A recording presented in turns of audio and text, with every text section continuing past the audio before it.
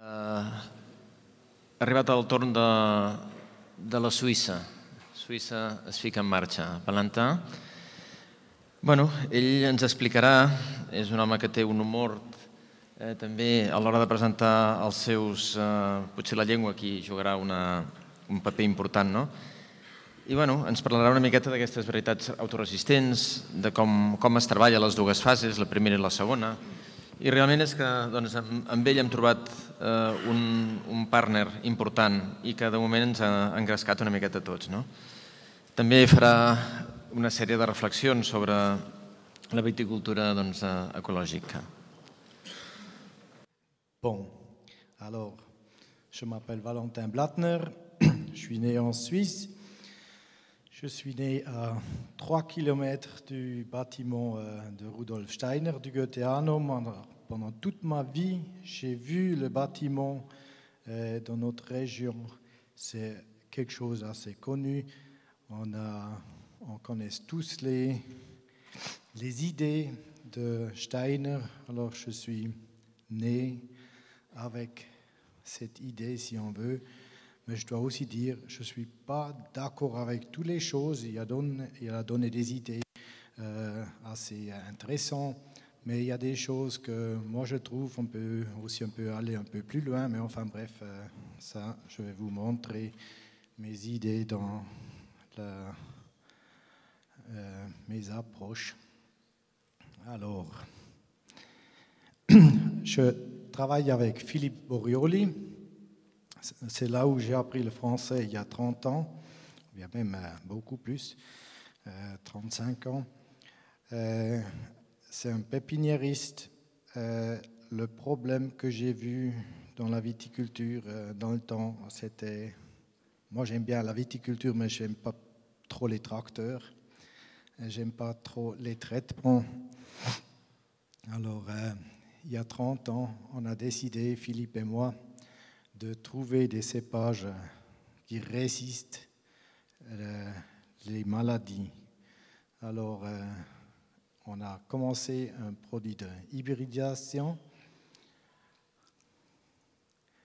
Ça veut dire on castre les fleurs, un mot un peu terrible, je sais, mais enfin, il faut le faire pour pouvoir mettre des pollens d'un autre cépage pour introduire une génétique qui nous aide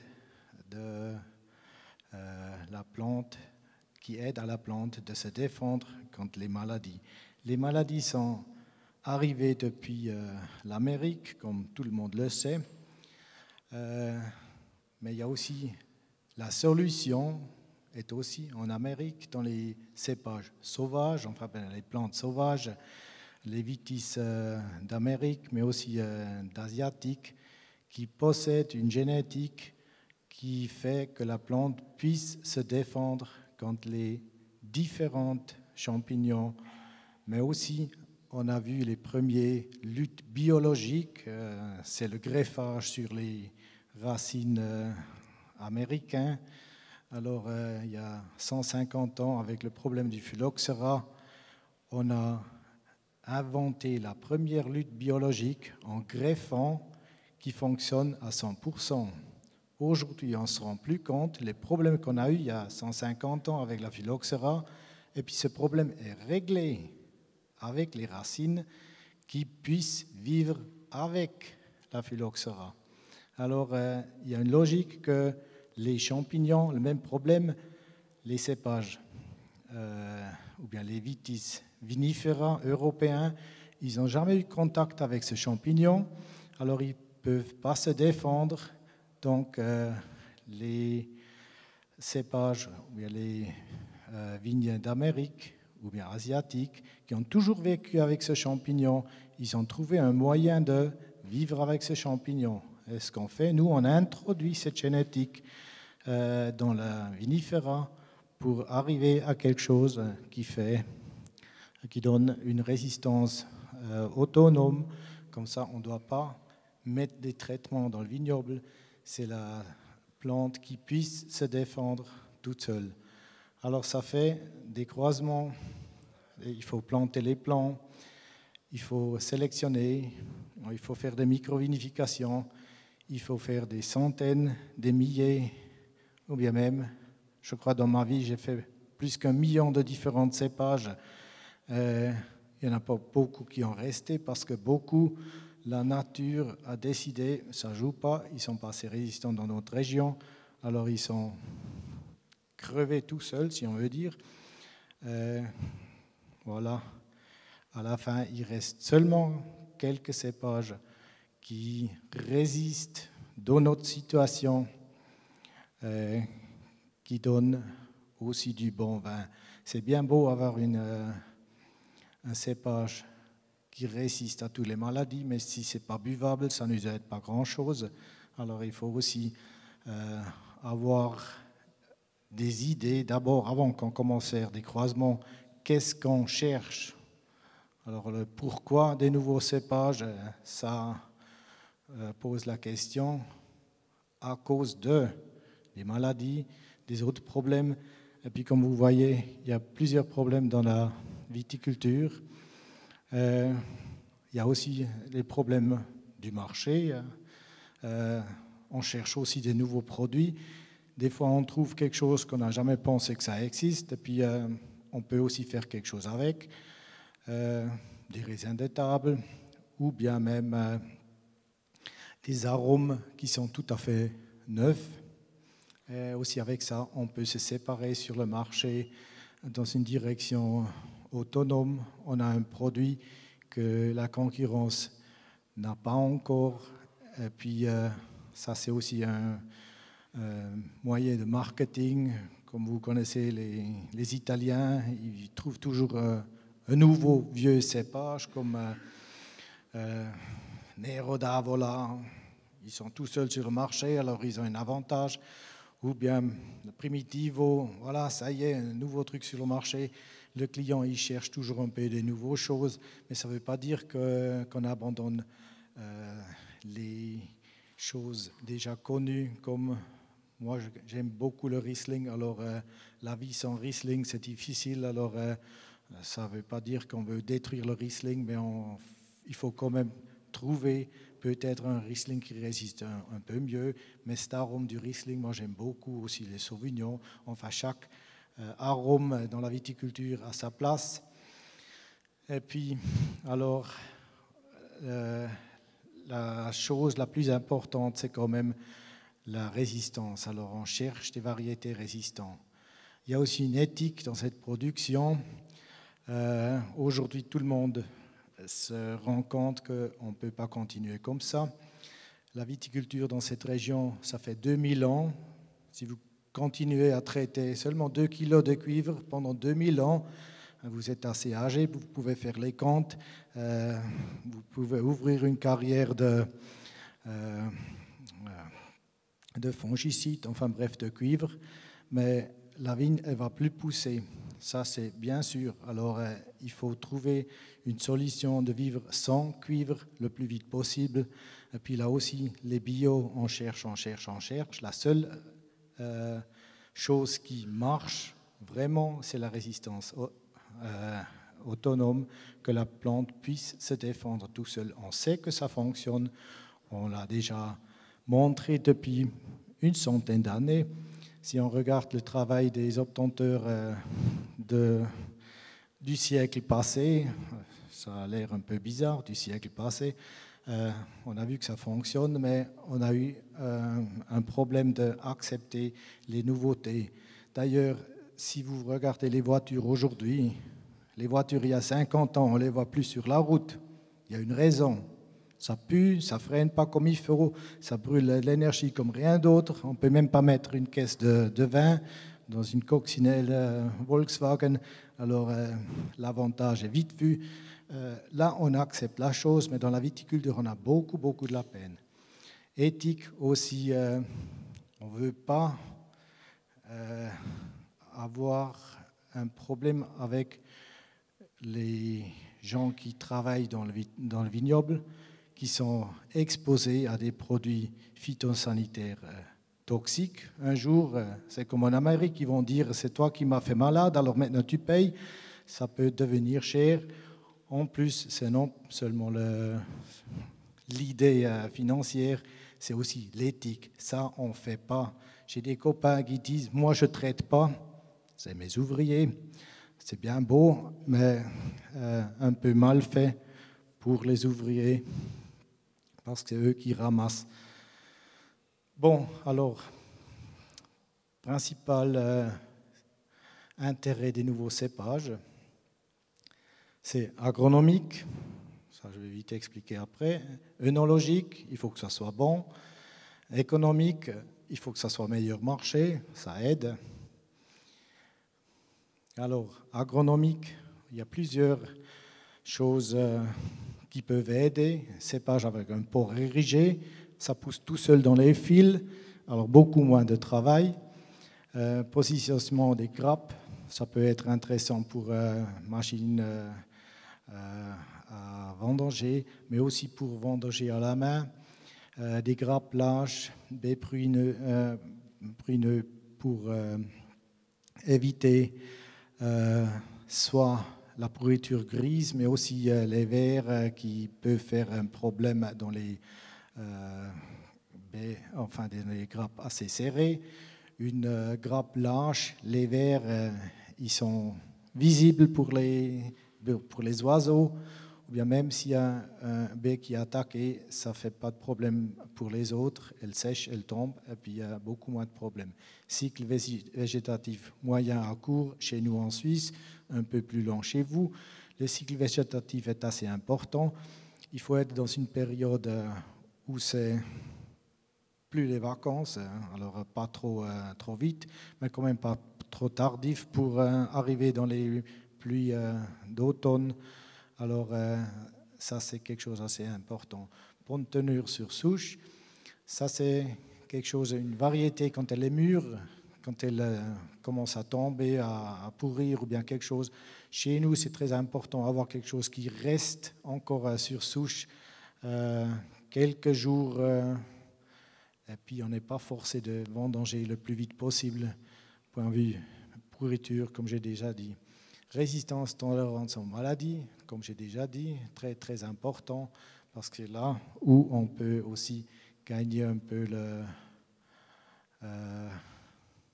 la chose économique. Œnologique, bon potentiel aromatique, tanin, ça c'est clair. Pour les rouges, le tanin, aromatique pour les blancs. Facilité d'extraction de matière et couleurs. Il faut que ça soit facile à travailler dans la cave, parce que là aussi, si c'est trop compliqué à faire quelque chose de valable, ça vient cher.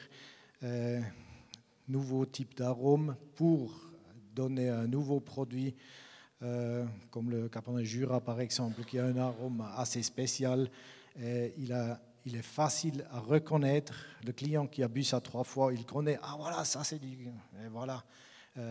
Il revient pour demander quelque chose. Si c'est un arôme, si c'est que du vin, ça existe partout. Alors avec ça, c'est difficile à faire un marketing.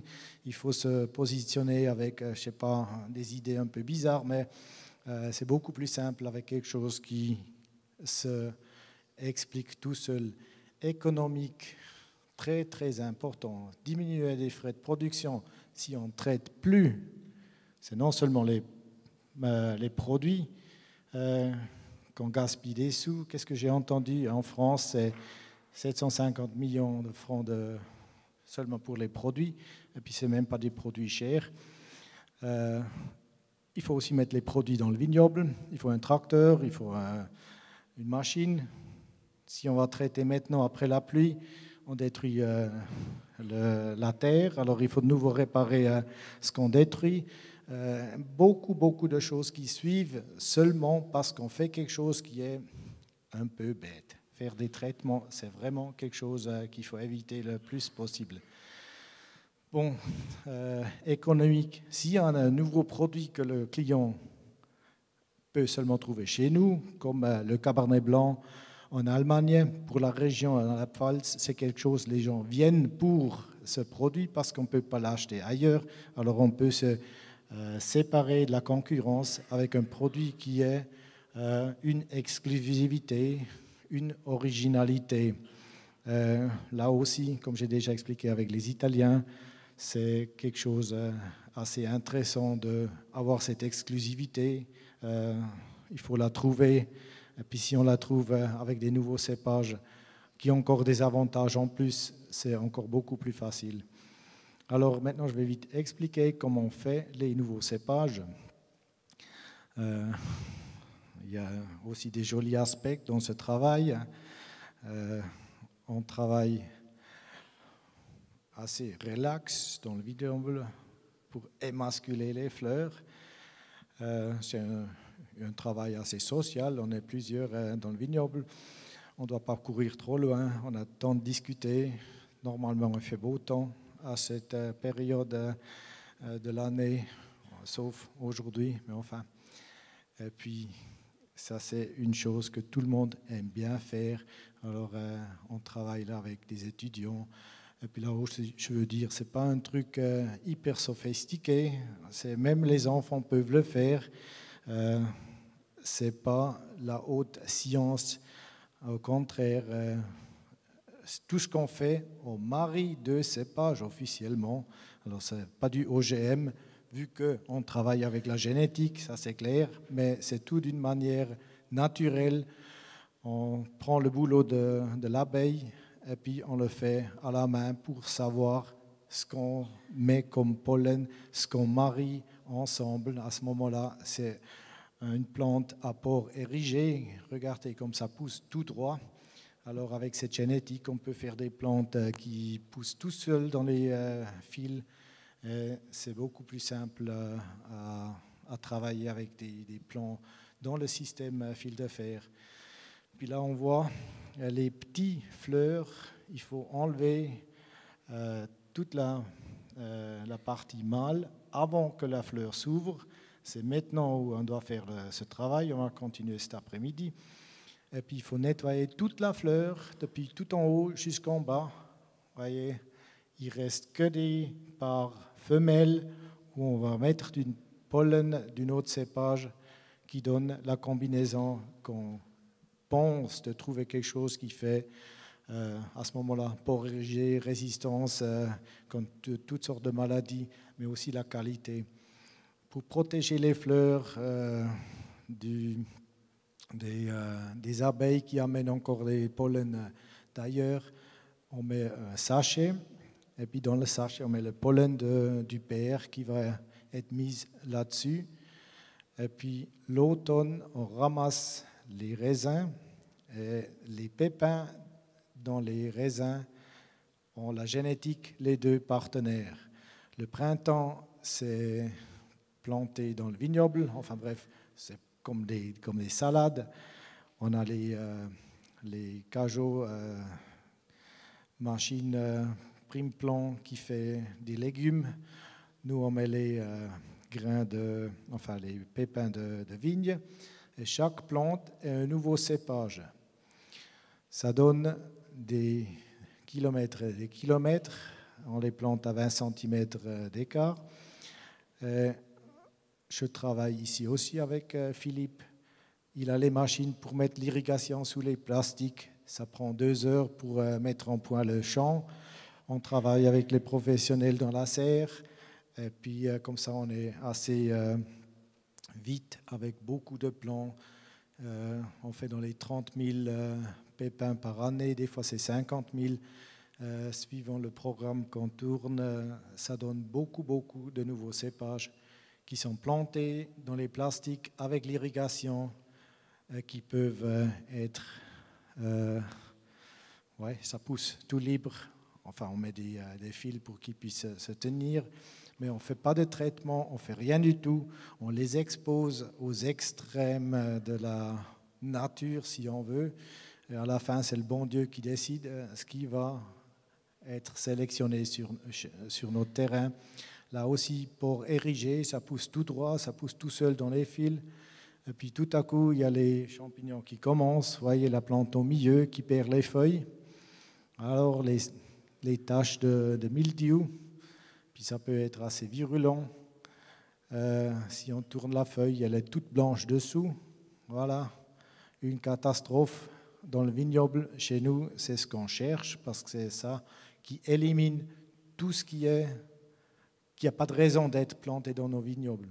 Alors sur les 30 000 plants, ils survivent seulement quelques-unes.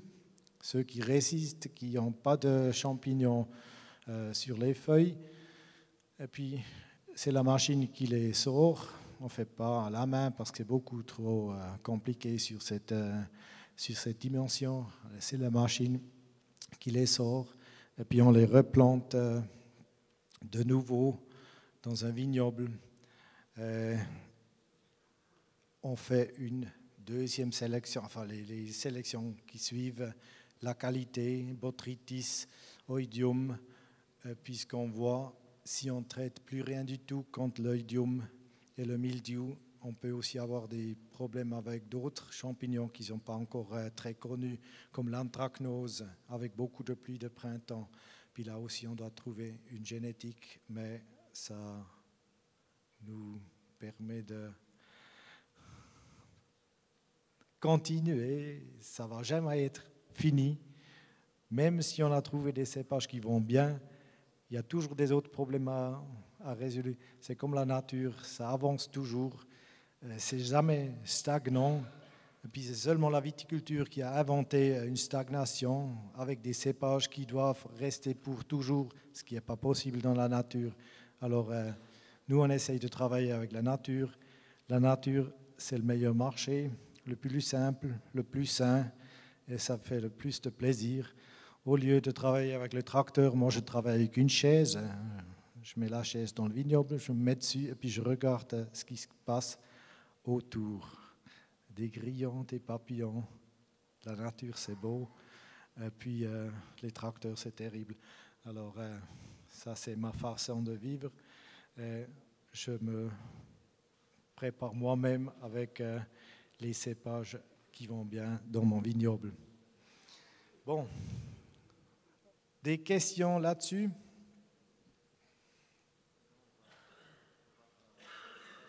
Dans la table, et comme ça, il y aura toutes les questions sur téléconférence. Merci Valentin.